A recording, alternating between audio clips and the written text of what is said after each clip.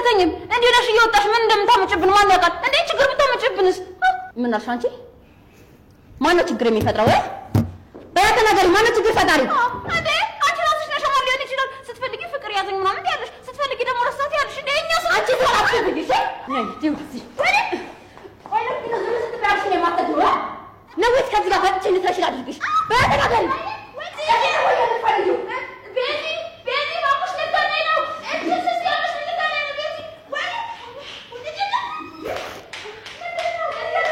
ወይ እናቱ በሰላም ነው ይፈልከኝ ደሞ ሉሊትን ይስመጣ ምን ሆና ነው እየተጣደፈች ወጣችሁ ይዙም ብላ ማን ነው እንደዚህ ያደረገሽ እላታለሁ ውሻ ምናምን ትለኛለች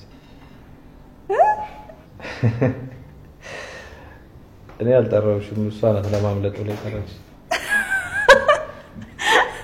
አንዴ የምን ውሻ ወይ ሉሊት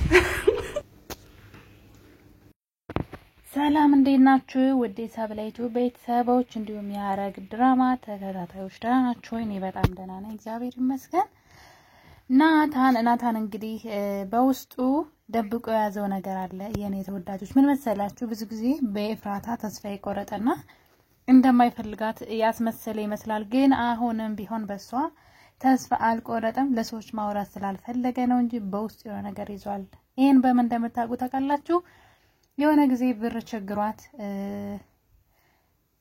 ቤዛን ስትጠይቃት ነበር ማለት ነው እና እንግዲህ እሱን አዳምጧት ነበር ያወሩት ነገር ሰው ራሱ ነበር ያን ሁሉ ብር የሰጣት ማለት ነው ያ ደግሞ የሁለት ወንድማማችነት ለማረጋገጥ ነው ምክንያቱም ኤፍራታ አሁን ላይ እርጉዝ ናት ማለት ነው ከሁለቱ ልጆች ጋር ደግሞ ያው ግተኝታለች ከዛኛው ጋር በራሷ ፍቃድ ነው እና እርጉዝ ናት ማለት ነው የኛው ደግሞ እንግዲህ ሚስቱ ስለሆነች ያው አስገድዷት ማለት ነው እና እንግዲህ ልጅ አርግዛለች ሰሞኑን ህመም እየተሰማት ነውና ልጁ የማን ነው ያፌታውን በደስታ ይፈነጥዛል የሱ ልጅ መስሎት ግን ልጁ የሱ አይደለም የናታን ልጅ ነው የኔ ተወዳጆችና እሷም ሆን ብላ ነበር ይሄን ነገር ያደረገችው የተሳካላት ይመስለኛል ሲና ደግሞ የኤፍራታ ማስመሰልን ከዘመኑ ጋር አብሮ መሄድ እንችላበታለች የምር ግን ሰው ለካ ይቀየራል በቃ ይሄ ሰው ከተፈተነ ይቀየራልና የኤፍራታ ማስመሰል ግን ማን ነው እንደኔ የተመቸው እንግዲህ ኤፍራታ ያፌትን አንድ መቼም ህይወት የተበላሽቷን ብላ ያፌትን ያው ታውቃላችሁ ወንዶች በፍቅር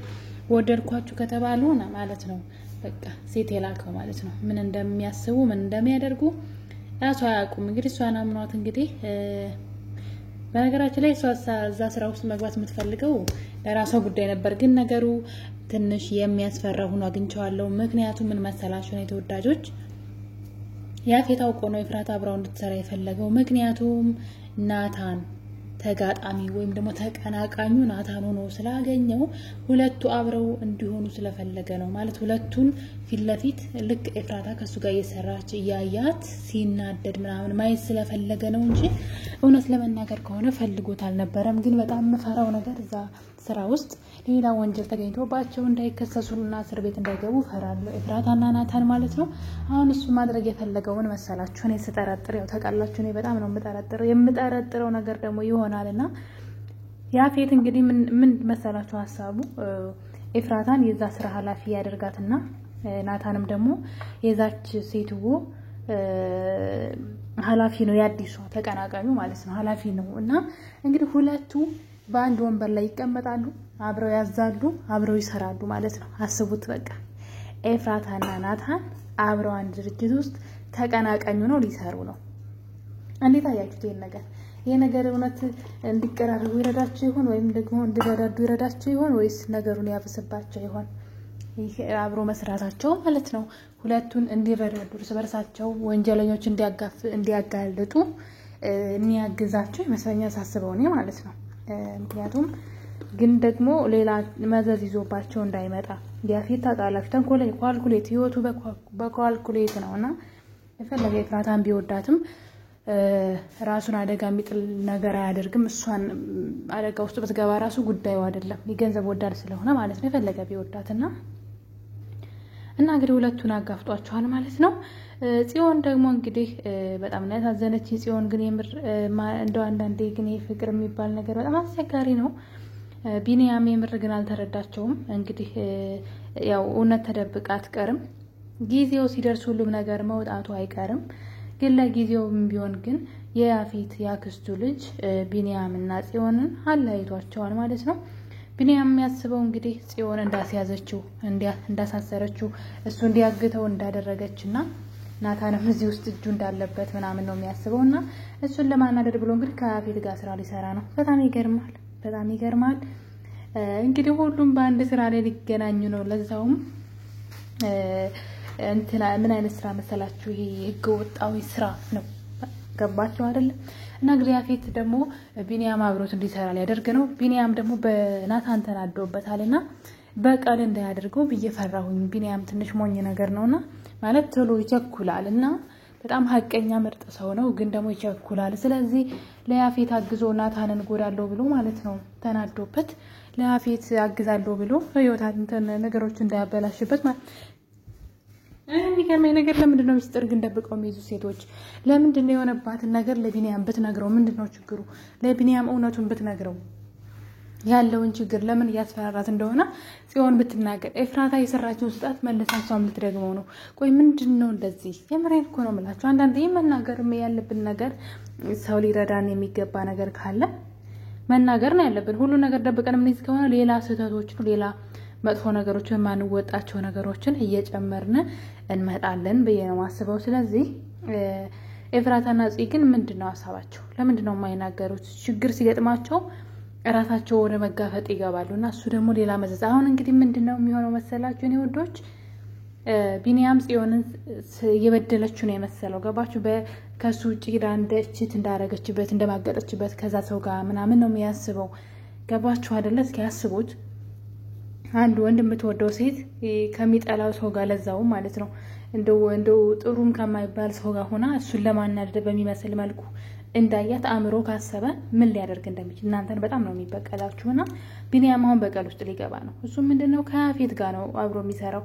የፈለገ ያፌትን ቢጠላውም አብሮት ይሰራል። ያ ደግሞ ለናታን በጣም አደገኛ ነው ብዬ አስባለሁ። ምክንያቱም አሁን ላይ ወይ ግልጽ የሆነውን ነገር እንኳን አይናገርም፣ ሸፋፍኖ እሱም አንተና ተበቅታችሁኛ ከህይወቴ እንዳትመጡ ከህይወቴ ውጡ ማለት ነው ከህይወቴ ውጡ ምናምን አለና እንዲህ አርጋችሁኛ ብሎ ቢናገር እስርስ በቃ ነው ውስብስብ ነገሩን ማለት ነው። ውስብስብ ሲል ደግሞ መፍትሄ የለውም። ስለዚህ ግልጹን ቢነጋገሩ ሁሉም ሚስጥር ይዘዋል። በቃ ቢኒያም ሚስጥር ይዘዋል፣ ኤፍራታ ሚስጥር ይዛለች፣ ጽዮን ሚስጥር ይዛለች።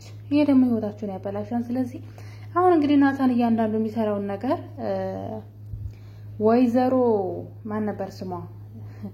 ወይዘሮ ሉሊት ማለት ነው። ወይዘሮ ሉሊት እንግዲህ ቤት ውስጥ ሆና መረጃ እያጣራች ለያፌት ማድረሱ አሁንም ማይቀር ነው ማለት ነው። እንግዲህ ጥፍሯን አውላልቆ ቢለቃትም ግን አሁንም ለሱ መገዛቷን አላቆመችም። ምክንያቱም ትፈራዋለች። ከፍሏት ሳይሆን ፈርታው ማለት ነው። አንዳንድ ጊዜ እንግዲህ ዘው ስትሉ ከማይመለከታችሁ ቦታ ትናቁና ከዛ የሰዎች መጫወቻ ትሆናላችሁ።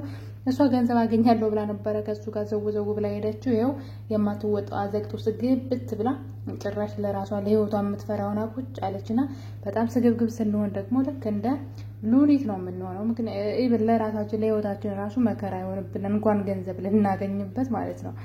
እና እንደዚህ ከማይመለከተን ቦታ ይሄ በጣም ገንዘብ ወዳድነታችን ምን ያክል ዋጋ እንደሚያስከፍለን ከሉሊት መማር ትችላላችሁ ማለት ነው። እና እሷ እንግዲህ የናታንን ሚስጥር እያወጣች ማውራቷ የማይቀር ነው። ቢኒያምም ደግሞ ከያፌት ጋር ሊሰራ መነሳቱ የማይቀር ነው። ሌላው ደግሞ ደስ የሚለው ነገር ምን እንደው ታውቃላችሁ? ኤፍራታ አርግዛለች። በለው አሁን ያፌት የኔ ልጅ ነው ብሎ እግሩን ሰቅሎ ማለት ነው እግሩን ሰቅሎ ልጅ ሊኖረኝ ነው እያለ ሊዘባነን ነው ጋይስ። እኔ በነገራችን ላይ የናታን የኤፍራታና የናታን መጨረሻ በጣም ይናፍቀኛል። እነዚህ ልጆች አብረው የሆነው ይሄን እውነት እኔ ግን አይመስለኝም። አብረው የሚሆን እየተዋደዱ አብረው የማይሆኑ ሰዎች ነው የሚመስሉ።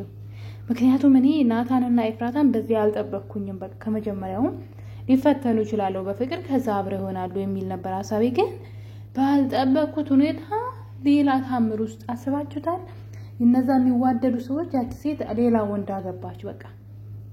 እና ግን ልጅ አርግዛለች። ልጁ ደግሞ የናታን ነው፣ ግልጽ ነው በቃ። እና ምን ተፈጠረ መሰላችሁ? ምን መጣብኝ መሰላችሁ? በሐሳቤ ማለት ነው ልጁ ይወለዳል። ከዛ ያፌት የኔ ልጅ ነው ብሎ ምናምን ሊንቀባረር ይሞክራል። ኦ ማይ ጋድ ልጁ ግን የናታን ነው። እንዴት ነው ይሄ ነገር? የዚህ መጨረሻ በጣም ውስብስብ ነገሩን አያደርገውም ወይ? ናታን አሁን ማን ነው ናታን አብራው እንዳደረች አያውቅም። ይሄ እንግዲህ ተመልከቱ። ናታን አብራው እንደተኛች አያውቅም። ሰክሮ ነበረ። አሸሸ ገዳሜ እንዳሉ አያውቅም። ልጅ ያረገዘችው ከሱ ነው። እሷ ሆን ብላ ነው ያደረገችው። ያፌት ደግሞ ያደረገውን ስለሚያውቅ የኔ ልጅ ነው ብሎ ነው የሚያስበው። ጋይስ እንዴት ነው ፍርዱ የሚሆነው? እስኪ ንገሩኝ። ብቻ ግን ያፌትና ናታን ወንድምና ወንድማማቾች እንዳይሆኑ አደራ። ይሄ ከሆነ በጣም የሚያስጠላ የሚደብረውና እንግዲህ ኤፍራታ ማርገዟ ደስ የሚል ነገር ነው። ግን ደግሞ ይሞሪውን አግኝታው ነበር